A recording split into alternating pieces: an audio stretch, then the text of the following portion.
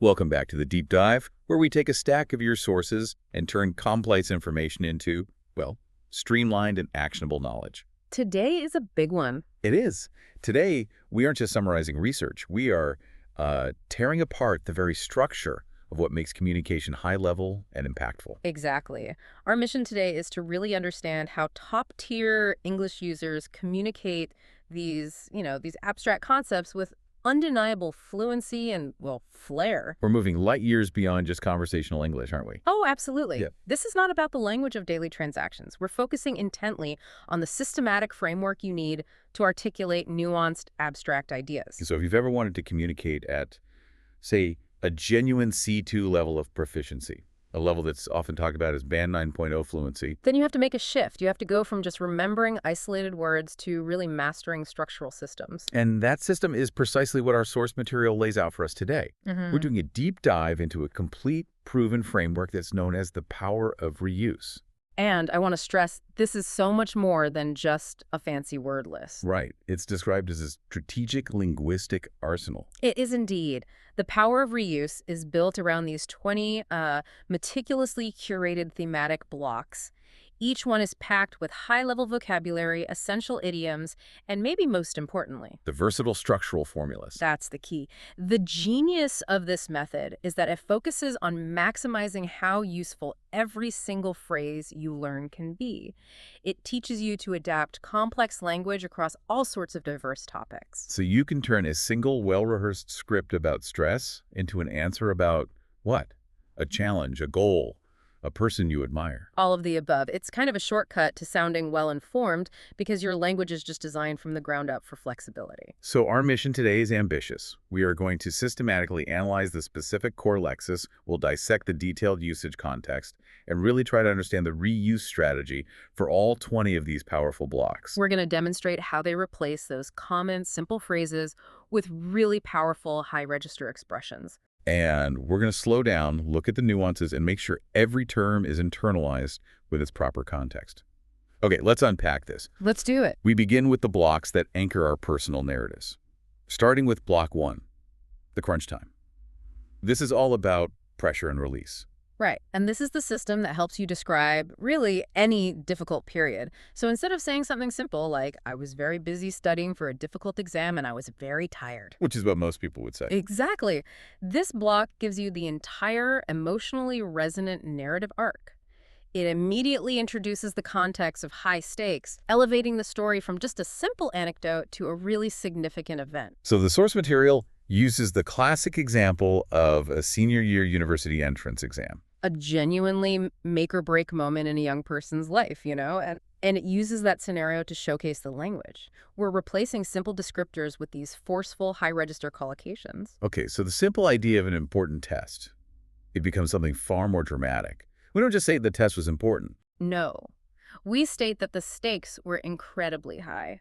And that one phrase immediately signals to the listener that the story has gravity. It has weight. And the preparation period wasn't just hard. It was a grueling period. That word grueling, it sets an immediate, serious, and very descriptive tone. And the vocabulary of effort, this is where the imagery really comes alive, isn't it? It really is. You aren't just studying late or working long hours. You are burning the candle at both ends. That's such a classic idiom. And it's instantly recognizable. It suggests an unsustainable effort, dual pressure. Your schedule isn't merely full. You have a jam-packed schedule that forces you to work from dawn till dusk. And notice how these aren't just isolated words.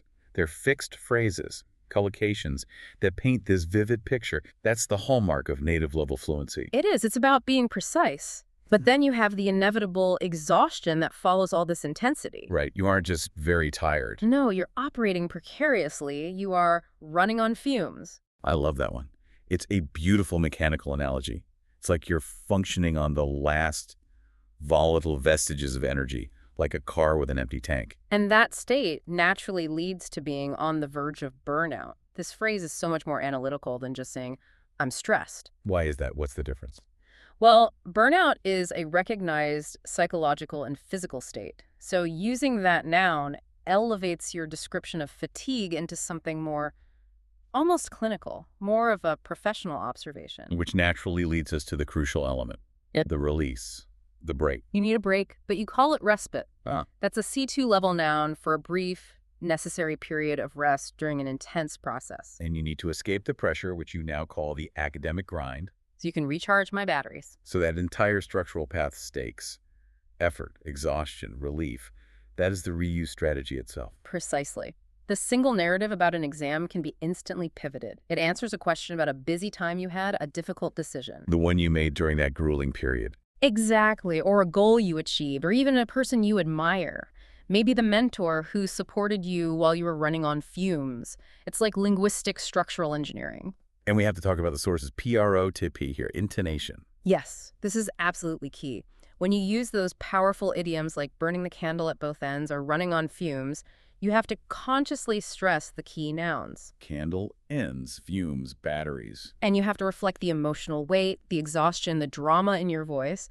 That expressive delivery is what boosts a pronunciation score. It proves you understand the deeper cultural and emotional context, not just the dictionary definition. That's a critical point. The delivery is part of the vocabulary. Okay, moving on, let's discuss block 2, the confidant. This is all about upgrading the simple term best friend to emphasize the depth, the longevity, the reliability of that crucial relationship. It moves straight to this effective, powerful core lexis. It does. Instead of best friend, you can opt for the native, slightly informal, but extremely common slang term, my ride or die. Ride or die. So that implies a lifelong confidant, someone who will stick with you through anything no matter how serious. That's it. But wait, isn't ride or die a bit too casual for C2 language? I mean, how do we use that effectively without lowering the overall register?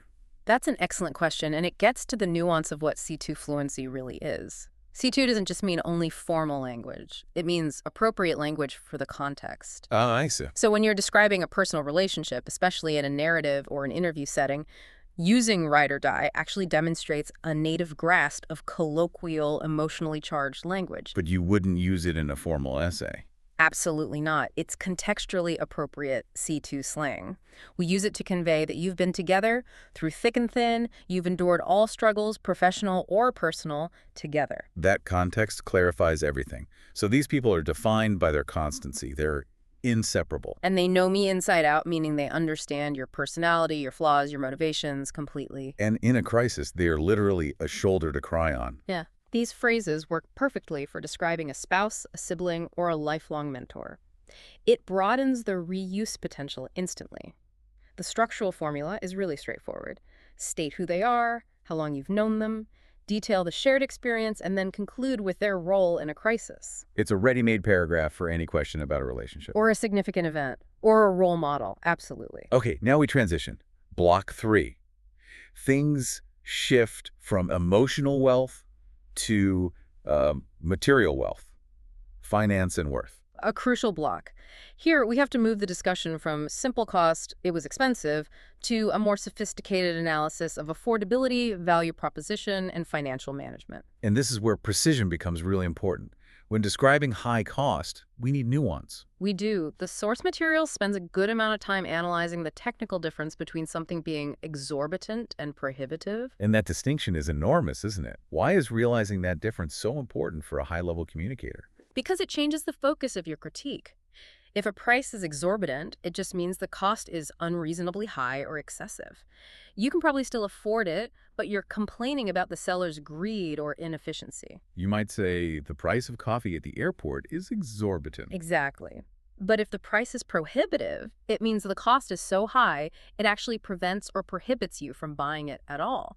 If the rent in a city is prohibitive, you literally cannot afford to live there. So it moves your argument from a simple observation to analytical reasoning. Hadn't really considered that nuance. It elevates the analysis. And we also need high-level spending verbs. You don't just buy something expensive. You splash out on it. Right. Often as a reward for yourself or a gift, it implies lavish, maybe even celebratory spending. And if you're talking about high-end brands that justify their cost, You'd say they command a premium price due to their quality or their reputation or their technology.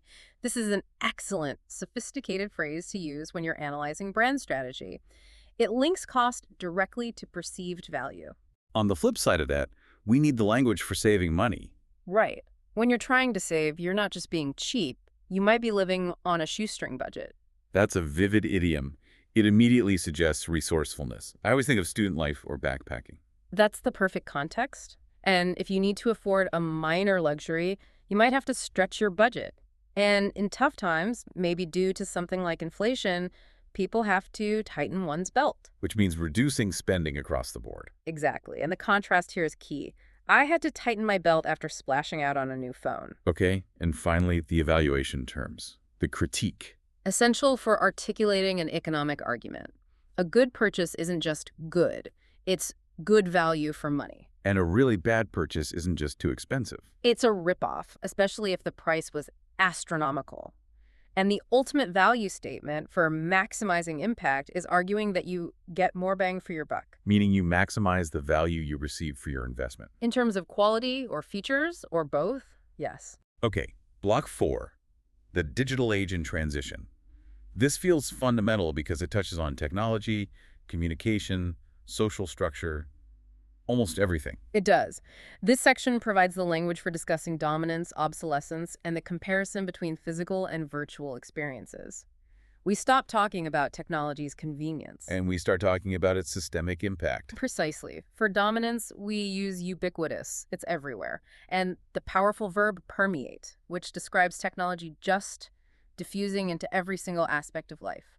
Education, socializing, leaving no corner untouched. And when we're talking about breakthroughs, we don't just say new ideas. No. We'd say a company or an invention is at the forefront of innovation, or that something like AI constitutes a paradigm shift. A complete fundamental change in the underlying model of thinking or behavior. Exactly. Now, for the vocabulary of obsolescence, this section has one of the most powerful and flexible C2 structures you can learn. Render something obsolete? It's a causal structure, isn't it? Yeah. That's what makes it so high level. It's not just that one thing is old.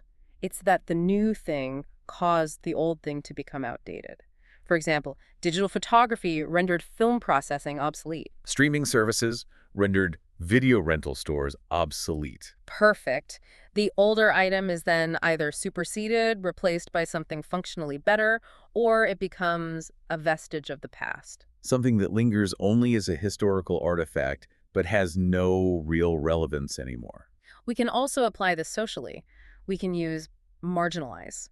For instance, how mobile payment apps have marginalized the need to carry physical cash. Or you could argue that typing has marginalized the skill of handwriting. Exactly. Perhaps causing a loss of fine motor skills in younger generations. Mm-hmm. And finally, you need that contrast between the virtual and the real. You have to be able to articulate why we still value physical experiences. Right. You might prefer physical books because you enjoy the tangible experience of turning the pages and feeling the paper. And physical stores are described with the specific term brick and mortar, which differentiates them clearly from online retail and the consequence of too much digital life. digital fatigue.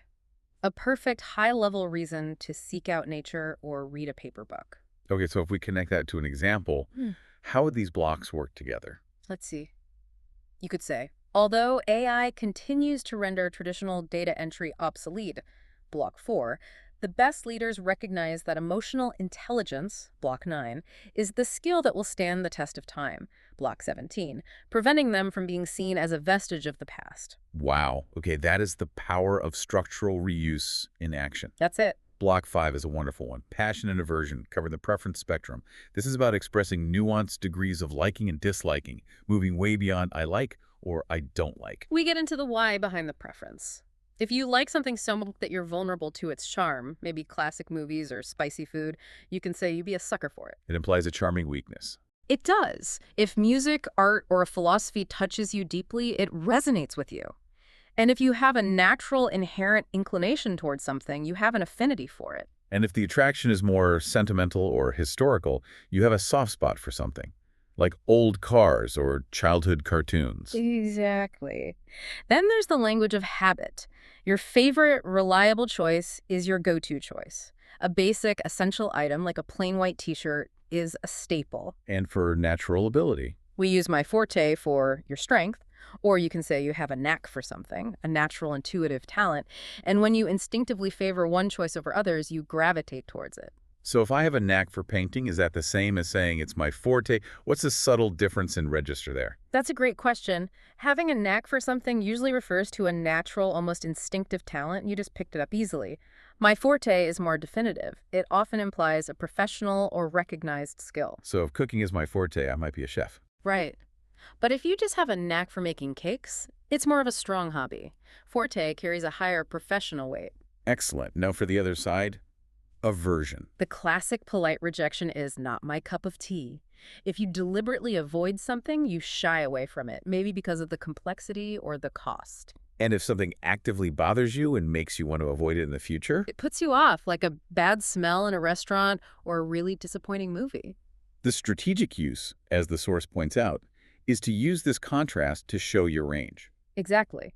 You can describe your whole spectrum of preferences in one sentence. While I gravitate towards classical architecture, modern, colorful murals are definitely not my cup of tea. That one sentence shows command over two high-level concepts at once. All right, let's transition now into section 2. The language here becomes less about purely personal stories and more about social, physical, and intellectual values. This is where we start building bridges between the self and the world around us. Let's start with block 6, space and atmosphere. This helps us describe the physical spaces we live in, but using emotional and energetic vocabulary. And this block is crucial for justifying why you choose certain environments, which comes up a lot in descriptive questions. If you live in a city, you focus on the positive energy. It's vibrant or electrifying. But you also have to acknowledge the downside, right? You do. You're living in a concrete jungle that is always teeming with people, meaning it's intensely crowded and busy. So the vocabulary of escape is just as important, especially if you've been running on fumes from block 1. Exactly. That quiet spot isn't just a nice place. It's a sanctuary. It's a place of emotional or spiritual retreat. You seek tranquility, which is a much higher level and more evocative word than just peace, And the best places are often tucked away. which implies a sense of discovery or privacy. This block is constantly working with contrast to show you have a sophisticated descriptive ability. You could say, after the grueling period of the semester, I needed to escape the hustle and bustle of the concrete jungle and find a sanctuary that promised absolute tranquility. That's a complete, fluid piece of communication using just 2 blocks. Okay, block 7 is vital. It provides the justification for pretty much all leisure and health activities, vitality, and lifestyle. And just like with block 1, you have to present the problem before the solution to make your argument compelling. The pervasive modern problem is often the sedentary lifestyle. Created by desk work, remote jobs, and too much digital entertainment, this inactive lifestyle takes a toll on your mental and physical health. And that's a very strong collocation, implying a gradual, chronic kind of damage. And the solution needs vocabulary that's stronger than just relax. Right. You don't just relax, you rejuvenate. You recover your youth, your energy, your vitality. You exercise not just to stay in shape, but to maintain physical fitness and ward off diseases. And if the activity is intense, like playing a sport or hitting the gym after a tough week, You're doing it to let off steam. A perfect idiom for releasing pent-up stress and tension. The reuse strategy here is obvious. Any question about health or hobbies can be answered by contrasting the sedentary lifestyle with the need to rejuvenate. block 8 takes simple hobbies and reframes them as intellectual pursuits, cognition and growth. This is about elevating activities like reading or playing strategy games into meaningful developmental steps. The goal here is intellectual expansion. Reading a complex book doesn't just inform you. It helps you broaden my intellectual horizons. And engaging with people from diverse backgrounds doesn't just pass the time. It helps you gain a fresh perspective. And the skills themselves are refined using these high-level precise verbs. You don't just practice skills, you foster or cultivate them. It suggests deliberate, careful development over time. If you're doing puzzles or learning a language, you're working to sharpen my wits. And all these activities are vital for cognitive development. The power here is justification. If you're asked about your hobby, you're not just saying you read sci-fi. You're saying, I read sci-fi because it helps me broaden my intellectual horizons and sharpen my wits by engaging with complex, hypothetical societies. It's a C2 level rationale. Block 9, character and virtue, is absolutely essential for describing people in depth. Role models, mentors, historical figures. We're moving past nice or kind. We're focusing on deep, unwavering character traits. The prime example is integrity, the principle of doing the right thing consistently, even when no one is watching. Moral consistency. We also use altruism or altruistic behavior, selfless kindness, a high-level replacement for helpful. And if someone is your emotional support, a classic higher register phrase is that they are a pillar of strength. What about the language for influence? People with magnetic personalities radiate confidence or radiate warmth. The source also highlights emotional intelligence, the ability to perceive and manage emotions, which is a key factor in leadership. And this is where the reuse strategy focuses heavily on the evidence-based formula, right? It does. You should never just state that a person has a virtue. You have to instantly follow it with proof. For example, he is a man of great integrity, as evidenced by the fact that he returned the lost wallet despite being on a shoestring budget himself. Ah, so you link the abstract virtue to a concrete action, and you're combining blocks. Always. Another example. She demonstrates immense emotional intelligence, which is why she is a pillar of strength in our company. Okay, moving to block 10. Nature and conservation. This is the definitive language for environmental topics. And it immediately signals your ability to discuss ecological issues seriously. When you're describing natural beauty, you need words that convey its untouched status, like pristine or unspoiled. Meaning raw beauty, unaffected by human development. And when you're justifying why we should protect it, we talk about maintaining biodiversity. That's a highly academic term for the variety of life. And we have to face the threats. Species are on the brink or on the verge of extinction. Due to major systemic problems like habitat loss, which is often caused by deforestation or urban encroachment. Using these precise terms grounds the conversation in scientific terminology. It avoids sounding vague or overly emotional. Exactly. You could be discussing a remote location and say, this coastal gem is renowned for its pristine waters, but due to human encroachment, the local marine life is on the verge of extinction unless we implement a collective effort. Again, the blocks merge effortlessly. Block 11, connection and bonding. This feels like the heart of community, social events, and deep relationships. It is. It's all about describing the positive social function of these interactions.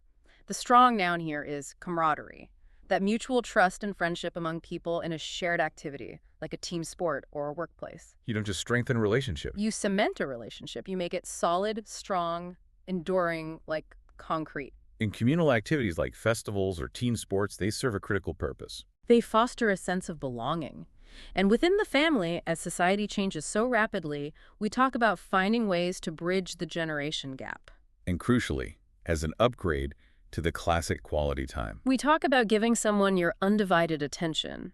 It emphasizes the complete focus and presence that's required for deep bonding. Finally, in this section, Block 12, heritage and globalization. This gives us the language to discuss cultural identity, preservation, and global interaction. Every society has its cultural heritage or cultural identity. It is our duty to preserve or uphold these traditions, especially the ones that are deep-rooted in our history. Which implies they are fundamental to the society structure. But on the other hand, we live in a rapidly globalized world. Cities are often described as a melting pot of diverse cultures, suggesting successful integration. And this global interaction fosters the identity of the global citizen. Someone who sees themselves as connected to the whole world, not just their local community. And if you look at the flow of these 7 blocks, you can see the power of chaining these arguments together. If you're asked about local traditions, you can argue that they help foster a sense of belonging by upholding a deep-rooted cultural heritage, which can serve as a sanctuary from the stresses of being a modern global citizen. The framework forces complexity. You're learning conceptual chains, not just isolated words. That's the core linguistic value, and it prepares you perfectly for the abstract challenges in this final section. All right, we are now entering the final, most sophisticated section. This is designed specifically for those abstract Part 3 questions that require macro-level thinking, critical evaluation, and solutions. This is where we show true academic fluency. And we start with Block 13, which is all about responsibility and sustainability. The essential ethical language of modern consumerism. And environmental policy. We talk about individuals making active choices to be eco-conscious or environmentally conscious. The goal of that conscious action is to actively minimize one's carbon footprint. And the criticism of our current consumption habits needs to be sharp. We are living in a throwaway society. Addicted to cheap, single-use items. The consequence isn't just minor damage, but irreversible damage. A frightening phrase that signals the finality of the ecological destruction we're causing. So the required solution can't be a simple fix. No, it must be a sustainable alternative. We could link this directly back. The desire to get more bang for your buck has unfortunately led to us becoming a throwaway society, causing irreversible damage to pristine environments. Block 14 introduces the internal mental qualities required for success, discipline, and resilience. These are the non-negotiable attributes of achievement, replacing the simple idea of just working hard. Perseverance is that steady, unwavering commitment despite difficulty. You just keep going. But resilience is different. It is. Resilience is the ability to bounce back quickly after failure or trauma or negative feedback. These terms are far more analytical and robust than just saying someone is determined. To improve, you don't just practice. You hone skills. You sharpen them and refine them over time, like honing a blade. And true growth requires you to consistently step out of one's comfort zone. Which is necessary for personal and professional evolution. And if something is genuinely difficult to master at first, You accurately describe it as having a steep learning curve. The great thing is, this block applies to everything. Learning a language has a steep learning curve. If you fail, you must show resilience and perseverance to continue honing your skills. it's the vocabulary of self-improvement. Absolutely. Okay, block 15, the double-edged sword. This is the perfect analytical evaluation tool. It's purely strategic, isn't it? It is. If you're asked, is technology a good thing or is tourism positive, you don't just give a simple yes or no. You state immediately it is a double-edged sword. And that phrase instantly sets the stage for a balanced, nuanced, and sophisticated answer. It shows you grasp complexity. It buys you time to organize your thoughts and structure your argument. Every innovation comes with unintended consequences. That's a key phrase for discussing the side effects of new policy or tech that weren't foreseen. Can you give us an example of an unintended consequence that relates back to the digital age block? Certainly.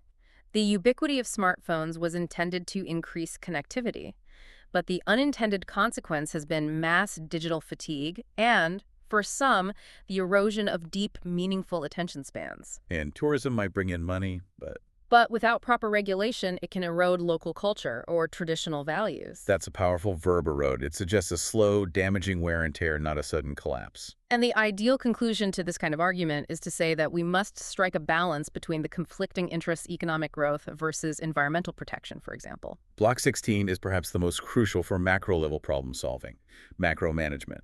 This uses the famous three-tier approach. This structure is genius because it guarantees a comprehensive answer. We always have to argue that solutions require a collective effort, not just one actor. So let's detail those three tiers. Tier 1, the government. They have to act financially and legally. They must allocate state budget, not just pay money, for key social programs like subsidies for sustainable alternatives. And they must enforce strict regulations, not just make rules. On polluters or the privacy practices of tech giants, for example. Then Tier 2, corporations and the private sector. They must integrate ethical practices, corporate social responsibility, and invest in community initiatives. To foster a sense of belonging, maybe. Exactly. And finally, Tier 3, the individual and the public. We must raise public awareness through education and advocacy, and we must ultimately change our own personal behavior, like minimizing our carbon footprint. By using all three tiers, you create a comprehensive, analytical, macro-level solution. One that can't be easily dismissed. Block 17, the evolution block. This is the specific vocabulary for talking about change over time, comparing past, present, and future in a sophisticated way. The world we live in, especially with tech and culture, is ever-evolving. Major changes in society don't just happen. They revolutionize processes, or they constitute a paradigm shift. Again, emphasizing fundamental transformation, not minor tweaks. And we look at what lasts versus what fades away. High-quality products, foundational values like integrity or enduring traditions, they stand the test of time. They endure the challenges of change. Conversely, short-lived trends, outdated technology, or poorly made products fade into obscurity. That distinction is essential for discussing tradition versus modernity or quality versus cheapness. We can connect this back to the finance block, can't we? Easily. While cheap goods might appeal to someone on a shoestring budget, high-quality craftsmanship is designed to stand the test of time and is therefore good value for money in the long run. And finally, block 18 is maybe the most powerful tool for Part 3, fluency, the multifaceted block, designed to eliminate those simplistic because answers. Right. When you're asked a profound why question, why are some people successful? Why is climate change so hard to solve? The answer is never simple. You open by stating the concept is multifaceted. Having many facets, angles, or aspects that have to be considered. Success or happiness is always a blend of or a combination of factors: talent, luck, perseverance, environment.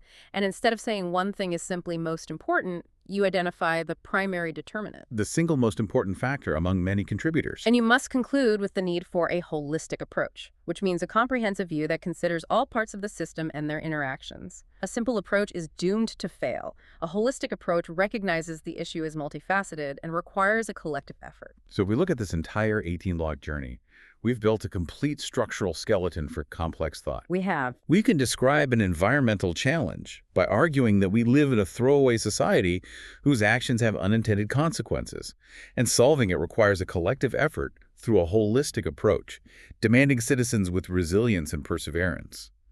This is mastery. It's the ability to link them conceptually, building arguments on the fly, that defines true linguistic proficiency. Okay, before we wrap up the macro thinking, let's bring in the two final descriptive blocks, 19 and 20.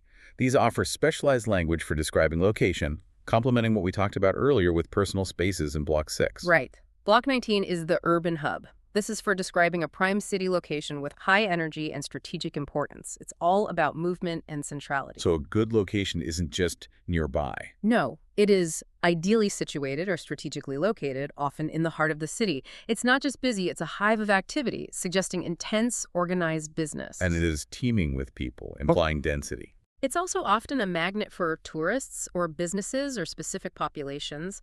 And when you want to mention proximity, you use the classic, flexible idiom, a stone's throw from the main shopping district or your workplace. And let's contrast that immediately with Block 20, the coastal getaway. This is all scenic travel and holiday language. A beautiful place isn't just located somewhere. It's often described as being nestled in the central coast, giving it this poetic, intimate, tucked-away feeling. Which connects right back to Sanctuary from Block 6. It does. It's frequently referred to as a coastal gem, indicating its rare beauty and high value. And instead of saying the place has great features, we use the verb boast, implying it possesses these features proudly. And you travel there specifically to make a getaway. From the hustle and bustle of the city. This block also introduces the idea of describing reputation. It emphasizes a dual view. A place is renowned for its pristine beaches, yet also holds a reputation for its spectacular cuisine. Which allows you to discuss different aspects of a location at the same time, avoiding a one-dimensional description. And we use these descriptive blocks to frame any personal narrative. For example, I chose to make a getaway to a quiet park that was tucked away just a stone's throw from the city center, allowing me the respite I needed. What a complete journey.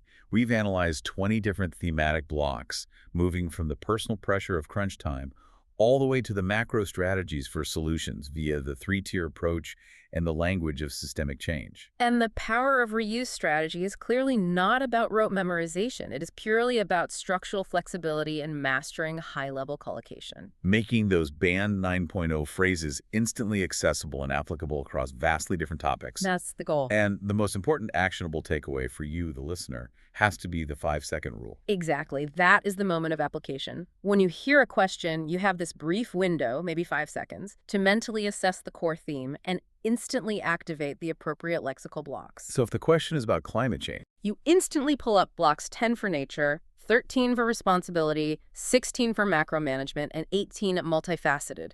If they ask about success, you activate blocks 1 for pressure, 9 for character, and 14 for resilience. this rapid conceptual categorization is how true fluency is maintained at the highest level. It provides an intellectual safety net, ensuring you always have sophisticated vocabulary at your fingertips. So, to leave you with something to consider that synthesizes our whole deep dive today, we've seen how certain technologies render traditional concepts obsolete, creating new challenges for how we live. Considering all 20 blocks we've discussed, which core human value, from integrity on Block 9 to resilience in Block 14, do you believe will absolutely stand the test of time and remain the primary determinant of success, regardless of future technological paradigm shifts? That is the ultimate test of the system applying its language to philosophical inquiry. Until next time. Được thành lập 2018 bởi nhóm giáo viên đã có nhiều năm công tác tại các trung tâm lớn uy tín ở thành phố Hồ Chí Minh. IELTS Focus không chỉ có các bạn học viên giỏi là các bạn tiến sĩ, bác sĩ, nghiên cứu sinh, các bạn học trường chuyên, mà còn có các bạn học sinh lớp thường đạt được điểm số IELTS và TOEIC cao nhờ vào phát triển được năng lực tiếng Anh thực thụ. Khác biệt với các trung tâm lớn, đông đúc, dùng chung một quyển giáo trình rập khuôn cho hàng ngàn học viên, lúc đi thi gây nhàm chán cho giám khảo chấm điểm. Đa số các chương trình online hay học trực tiếp tại thành phố Hồ Chí Minh của IELTS Focus chỉ tầm 3 đến 7 học viên, dễ dàng theo sát các bạn, giúp tối đa hóa điểm số nhờ tích hợp nhiều phương pháp trong suốt quá trình giảng dạy. 100% lớp học luyện đề được hướng dẫn bởi thầy Quốc Khánh, IELTS 8.5, Reading 9.0, Listening 9.0 và không có band điểm nào dưới 8.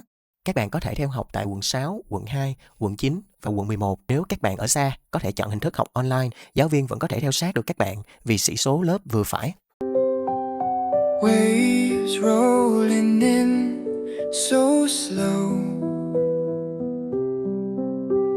Trust the tide, let go. Ooh, yeah. Deep blue, take me home. Feel the calm in my soul. Stars above guide me right. Moonlight whispers through the night.